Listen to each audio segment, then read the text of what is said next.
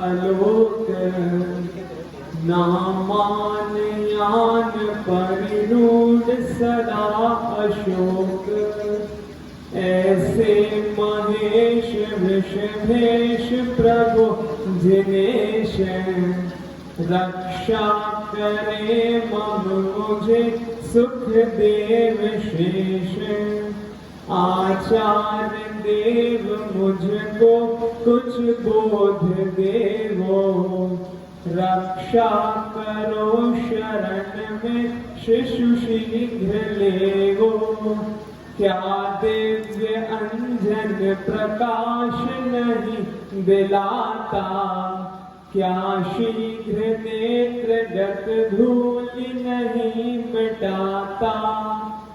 कुंडलपुर के बड़े बाबा की प्रातः स्मरणीय परम पूज्य आचार्य गुरुवर श्री विद्यासागर जी मुनि महाराज की, ज्येष्ठ श्रेष्ठ निर्यापक श्रमण पूज्य मुनि श्री समय सागर जी महाराज की, पूज्य मुनि श्री प्रशस्त सागर जी, मल्ली सागर जी, आनंद सागर जी, निर्गंत सागर आदि 3 कोटि मुनि राजों की, शुल्लक 105 श्री औचित्य सागर जी महाराज की, समस्त आचार्य संघ की, सूत्र सागर जी महाराज की।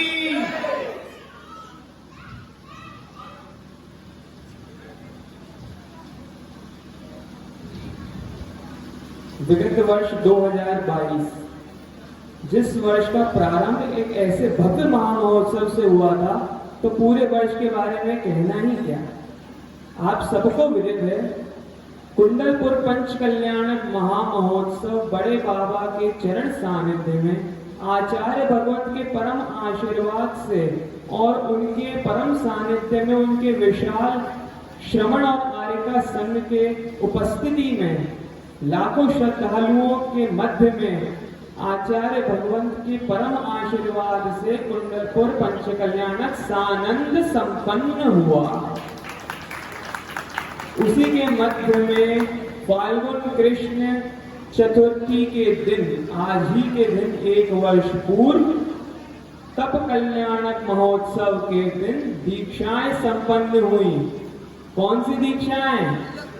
मुनि दीक्षाएं और शुल्लक दीक्षाएं।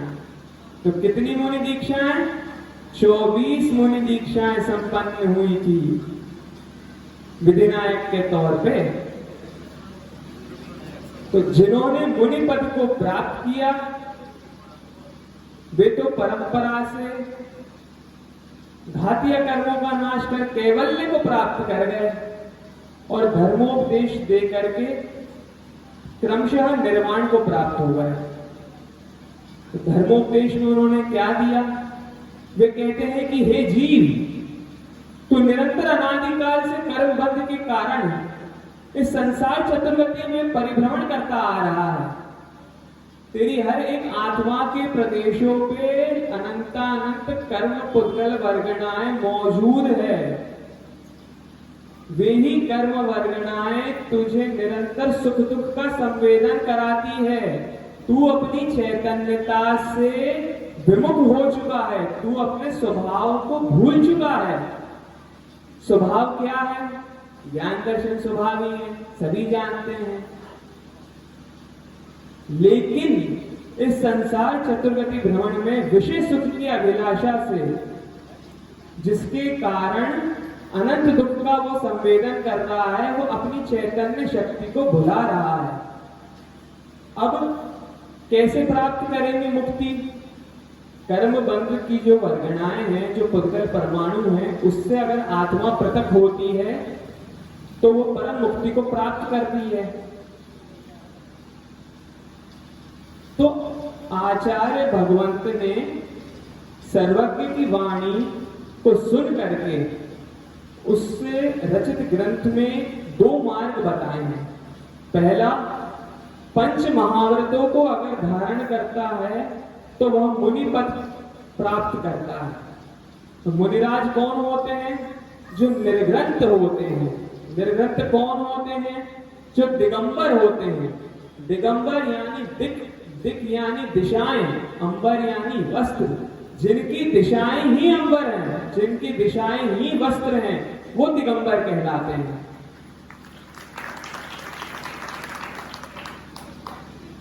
लेकिन जो इस पंच महाव्रत को धारण करने में अपने आप में असक्षम होते हैं, उनके लिए कहा है कि परंपरा से निर्वाण का दूसरा मार्ग भी है।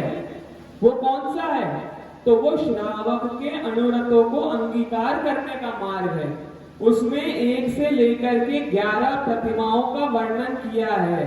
ये प्रतिमाएं मंदिर की प्रतिमाएं नहीं है, ये तो पद हैं, स्थान हैं, जिनको आप यथा योग्य अपनी शक्ति के अनुसार धारण कर सकते हैं।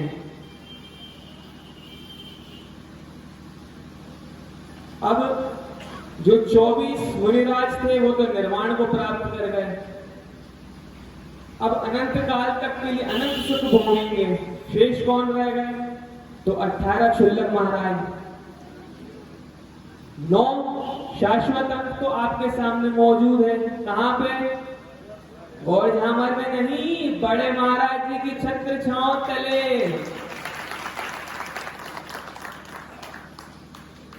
और निरंतर क्या कर रहे हैं? वही सीख रहे हैं जो बड़े महाराज स्वयं विगत वर्षों से करते आ रहे हैं। क्या करते आ रहे हैं? गुरु आज्ञा का पालन।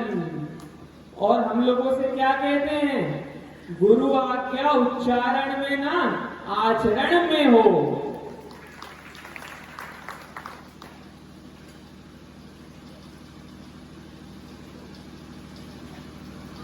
बाकी 4 क्षुल्लक महाराज कहाँ हैं? तो अद्वितीय निर्यापक श्रवण श्री योग सागर जी महाराज के संग में संगस्त हैं। निरंतर अपनी साधना से, ज्ञान ध्यान तप से जिन धर्म की प्रभावना में रत हैं। और शेष 5 क्षुल्लक महाराज कहाँ हैं? तो उन्हीं मुनिराज के चरण सानिध्य में अपने आप को धन्य मान रहे हैं, जिन्हें आज 1 वर्ष पूर्व निर्यापक पद की प्राप्ति हुई थी। कौन से? तो निर्यापक श्रवण श्री वीर सागर जी महाराज। गुरु के संग में क्या कर रहे हैं? खुद कर सकता है।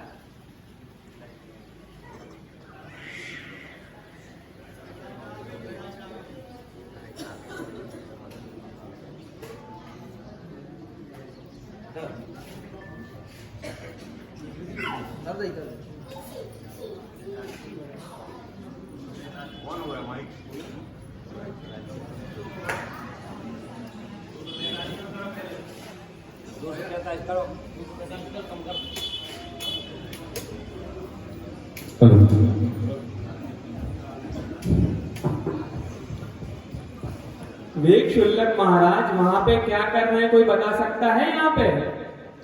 चलो हम ही बता देते हैं। वेग क्षुल्लक महाराज वहां पर उत्कृष्ट सागर महाराज जी की वैयावृत्ति में संलग्न हैं, अपनी इस पर्याय को धन्य मान रहे हैं। कैसे धन्य मान रहे हैं? जिन्होंने गृहस्थ अवस्था में रह करके इतने वर्षों तक श्रावकों के व्रतों को अंगीकार करके अपने अंतरंग में भोग विलासा से विलिप्त हो करके अपने परिणामों को इतना निर्मल बना लिया कि इस उम्र में भी उनको महाव्रत धारण करने के भाव बन गए हैं।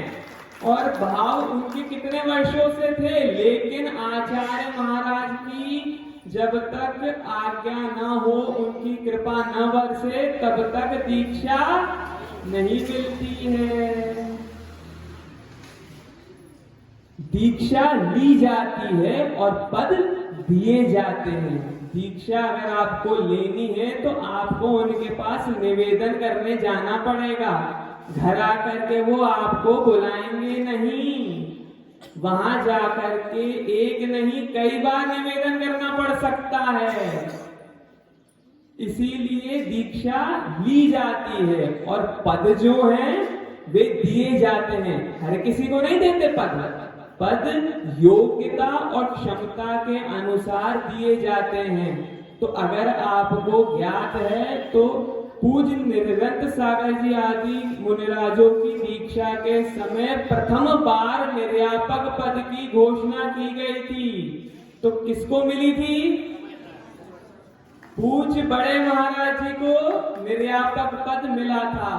क्रमशः योग सागर महाराज जी को, नियम सागर महाराज जी को, सुधा सागर जी महाराज जी को मिला था। आज व्रतारोपण दिवस तो है ही, लेकिन आज निर्यापक पदारोहण दिवस भी है।